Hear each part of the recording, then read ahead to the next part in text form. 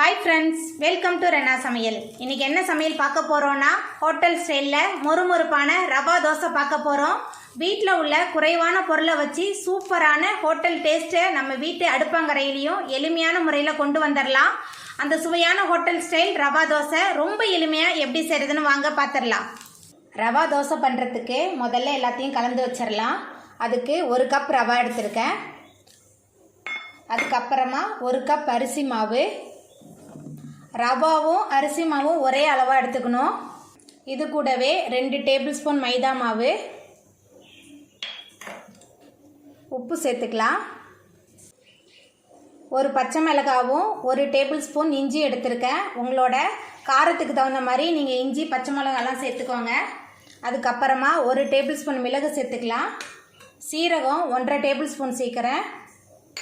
கருவேப்பிலை கொஞ்சமா சேர்த்துக்கலாம் தயிர் 2 டேபிள் ஸ்பூன் எல்லாத்தையும் சேர்த்துட்டு நல்லா கலந்து விட்டுறலாம் எல்லாத்தையும் சேர்த்துட்டு நல்லா கலந்து விட்டாச்சு இப்போ இதில் தண்ணி சேர்த்துக்கலாம் தண்ணி சேர்த்துட்டு நல்லா கலந்து விட்டுறலாம் தண்ணி சேர்த்துட்டு நல்லா கலந்தாச்சு தண்ணி கொஞ்சம் தாராளமாக இருந்தால் தான் ரவா தோசை நல்லா இருக்கும் ஏன்னா ரவா தண்ணியை சீக்கிரம் உறிஞ்சிடும் அதனால் கொஞ்சம் தண்ணி தாராளமாகவே இருக்கட்டும் இப்போ ஒரு மூடி போட்டு ஊற வச்சிடலாம் ஒரு 2 மணி நேரத்துக்கு அப்புறம் பார்க்கலாம் 2 மணி நேரம் ஆயிட்டு பாருங்க நம்மளோட ரவா தோசைக்கு நம்ம கலந்து வச்சதெல்லாம் நல்லா ஊறி வந்துருச்சு இப்போ நம்ம தோசை வார்த்திடலாம் ரவா தோசை பண்ணுறதுக்கு அடுப்பில் தோசைக்கல் வச்சாச்சு இப்போ நம்ம ரெடி பண்ணி வச்சிருக்கிற மாவுலேருந்து கொஞ்சம் மாவு எடுத்து தோசையாக சுட்டுடலாம்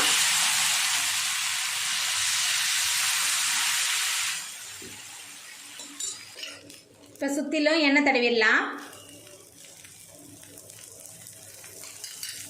தோசை ஒரு பக்கம் வெந்து வந்துருச்சு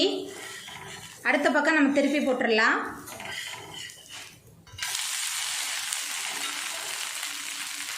தோசை 2 பக்கமும் நல்லா மொறுமொறுப்பாக வெந்து வந்துருச்சு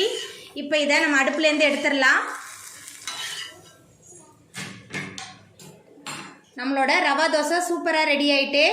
இப்போ இதே போல் எல்லா தோசையும் நம்ம ஊற்றிடலாம்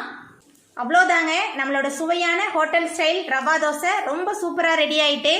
நீங்களும் உங்கள் வீட்டில் இந்த எளிமையான முறையில் செய்யக்கூடிய ரவா தோசையை செஞ்சு பாருங்கள் இந்த வீடியோ உங்களுக்கு பிடிச்சிருந்தா லைக் பண்ணுங்கள் ஷேர் பண்ணுங்கள் கமெண்ட் பண்ணுங்கள் சப்ஸ்கிரைப் பண்ணுங்கள் அப்படியே பக்கத்தில் உள்ள பெல் பட்டனை கிளிக் பண்ணிடுங்க நன்றி